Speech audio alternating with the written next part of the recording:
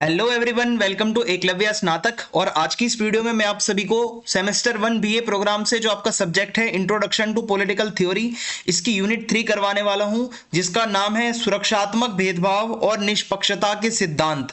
तो इसकी easy summary होने वाली है और 10 मिनट्स के अंदर कवर करने की कोशिश करूंगा, ताकि एग्जाम से पहले अगर आप इसको पढ़ रहे हो तो आपका टाइम ज्यादा ना लगे और आपको सब कुछ समझ आ जाए। और आपको पीडीएफ नोट्स भी फ्री में प्रोवाइड करवा दिए जाएंगे।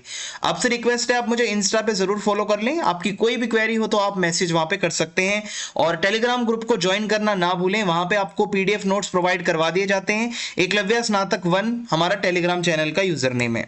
तो सबसे पहले मैं आपको सिलेबस बता देता हूं। यूनिट 1 मैंने आपको कंप्लीट करवा दी है, यूनिट 2 भी कंप्लीट करवा दी है। आज यूनिट 3 का जो ए टॉपिक है ये करवाने वाला हूं और इस पूरे सब्जेक्ट के क्वेश्चन आंसर्स भी मैंने करवा रखे हैं। उस वीडियो का लिंक आपको इस डिस्क्रिप्शन में दे दिया जाएगा। तो चलिए वीडियो को आगे बढ़ाते हैं। तो सबसे पहले हम ये समझेंगे कि सुरक्षात्मक भेदभाव का मतलब होता क्या है। आपने भेदभाव का मतलब तो सुना होगा कि आप अगर किसी के साथ भेदभाव कर रहे हो, लेकिन ये सुरक्षात्मक भेदभाव क्या होता है ये हमें समझना है। तो देखो, सुरक्षात्मक भेदभाव क्या होता है? ऐसा भेदभाव जो किसी अच्छे काम के लिए किया जा रहा हो, मींस किसी सकारात्मक कार्यवाही या फिर कोई अच्छी कार्यवाही करने के लिए अगर कोई भेदभाव किया जाता है तो ये सकारात्मक या फिर सुरक्षात्मक भेदभाव इसको कहते हैं हम। अब ये क्यों किया जाता है और किसके साथ किया जाता है ये आपको समझना है। हमारे इंडिया में अगर देखें तो कुछ ऐसे समूह हैं, कुछ ऐसे लोग हैं जिनको ऐतिहासिक, अगर आप पीछे हिस्ट्री के पन्ने उठाकर देखोगे तो आपको पता चलेगा उनके साथ बहुत भेदभाव हुआ है। For example SC ST caste के जो लोग हैं उनके साथ हमारे इतिहास में बहुत ज्यादा भेदभाव रहा है। उनको पढ़ने का अधिकार नहीं था, उनको बहुत सारे अधिकार प्राप्त नहीं थे। सो उनको आज की डेट में जो ये रिजर्वेशन दिया जाता है SC को, ST को, सो ये क्यों दिया जाता है? हम ये कहते हैं कि जो कई जनरल कास्ट से या आप कह लो जनरल क्लास से जो लोग आते हैं वो ये कहते हैं कि यार ये तो हमारे साथ भेदभाव है। हम जनरल कैटेगरी वालों को तो कुछ नहीं मिल रहा, SC ST वालों को तो सीट्स भी मिल रही हैं कॉलेज में, SC ST वालों को तो स्कॉलरशिप्स भी मिल रही हैं। पर हमें ये नहीं भूलना कि ये SC ST वालों के साथ कई सालों तक इतिहास में बहुत ज्यादा शोषण हुआ है, बहुत ज्यादा इनको सताया गया है। तो वो कमी पूरी करने के लिए, जो ये पहले नहीं पढ़ पाए, इनको अपलिफ्ट करने के लिए ये भेदभाव किया जाता है, जिसको हम रिजर्वेशन भी कहते हैं। सो ये पीछे इसका एक ही उद्देश्य होता है कि भाई मतलब समान अवसर सबको मिल पाए। और ये एक बहस का भी मुद्दा है क्योंकि ये डिबेट है। आपके सिलेबस में ये टॉपिक इसलिए दिया हुआ है। आधे लोग होंगे जो इस वीडियो को देख रहे हैं जो ये मानते होंगे ये रिजर्वेशन गलत है, आधे लोग होंगे जो ये मानते होंगे रिजर्वेशन जरूरी है। इसी को तो हम डिबेट कहते हैं कि एक उसके पक्ष में होगा, एक उसके विपक्ष में होगा। सो कुछ लोगों को कई सालों तक दबाकर रखा गया था, अधिकारों से वंचित रखा गया। सो अगर आप देखोगे निष्पक्षता के दृष्टिकोण से तो कुछ लोग ये मानते हैं कि पिछले अन्यायों को ठीक करने के लिए सुरक्षात्मक भेदभाव बहुत जरूरी है। मींस जो पहले कई सालों तक इनके साथ अन्याय हुआ है वो भाई उसको ठीक करना है, तो ये तो रिजर्वेशन जरूरी है। हालांकि दूसरे लोग ये मानते हैं कि जहां जो व्यक्ति ऐतिहासिक रूप से वंचित समूह से संबंधित नहीं है, मींस जो SC ST कास्ट से नहीं आते, वो ये कहते हैं कि हमें नुकसान हो रहा है SC ST कास्ट के ये रिजर्वेशन की वजह से, हम जनरल लोगों का कंपटीशन बढ़ रहा है। सो ये एक बहस का मुद्दा चल रहा है।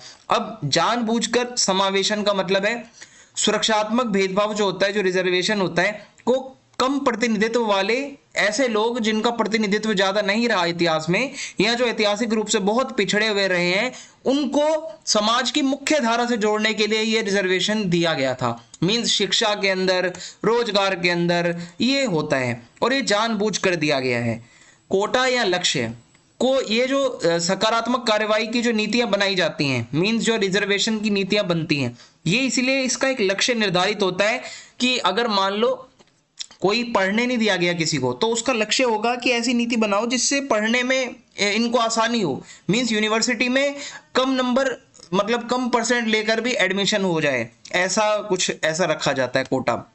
प्रणालीगत बाधाओं को संबोधित करना। देखो, रिजर्वेशन जो होता है वो होता क्या है कि कुछ लोगों को, कुछ समूहों को, SC ST या दलित लोगों को कई सारी बाधाओं की वजह से, अगर आप देखोगे कि कई चीजें उन्होंने सामना जिस चीज का करा है, उनको वो अवसर नहीं मिले, तो सरकार ये चाहती है कि यह उन अवसरों को प्रदान करना चाहता है जिन्हें ऐतिहासिक रूप से कुछ लोग जो पिछड़े हुए हैं उनको फायदा मिले।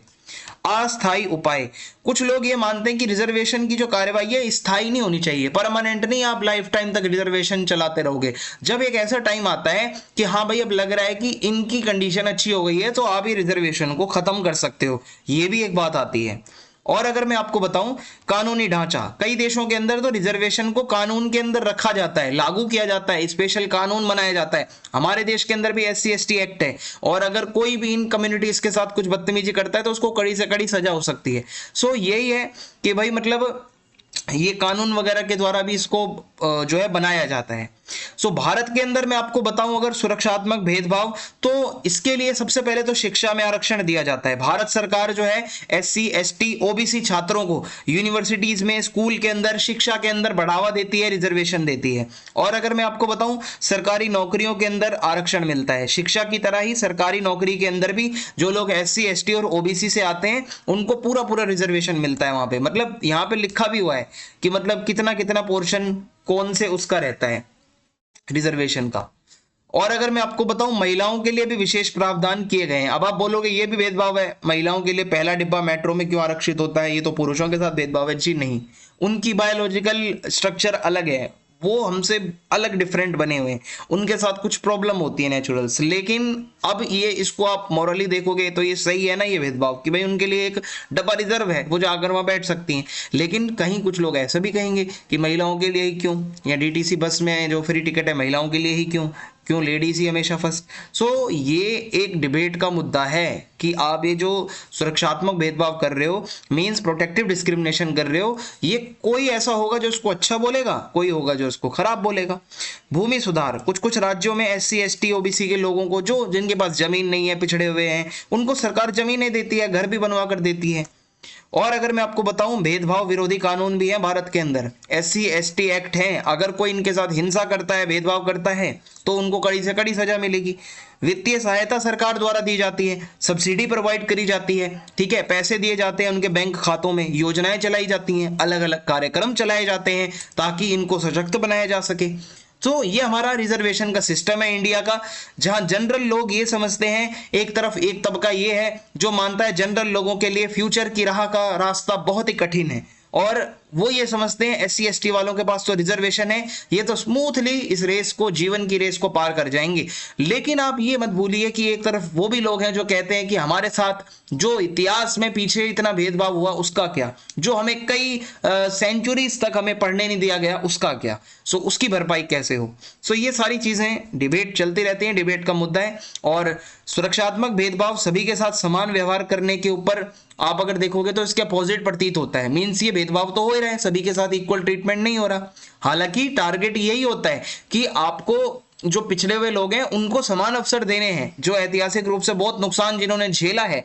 हालांकि इसमें लोगों के साथ यही हो सकता है कि भाई ज्यादा इसको लंबे समय तक ना चलाया जाए, कि एक बहस का टॉपिक है। कुछ लोग कहते हैं कि भाई 10 साल के लिए था जब इसको लाया गया था, फिर आगे एक्सटेंड कर दिया, फिर एक्सटेंड कर दिया, ये एक्सटेंशन होता ही जा रहा है। आखिर कब ये रिजर्वेशन खत्म होगा, ये एक डिबेट का मुद्दा है। अगर आपको वीडियो अच्छी लगी है तो कमेंट बॉक्स में अपनी राय जरूर दें, वीडियो को शेयर करना ना भूलें। जय हिंद, जय भारत।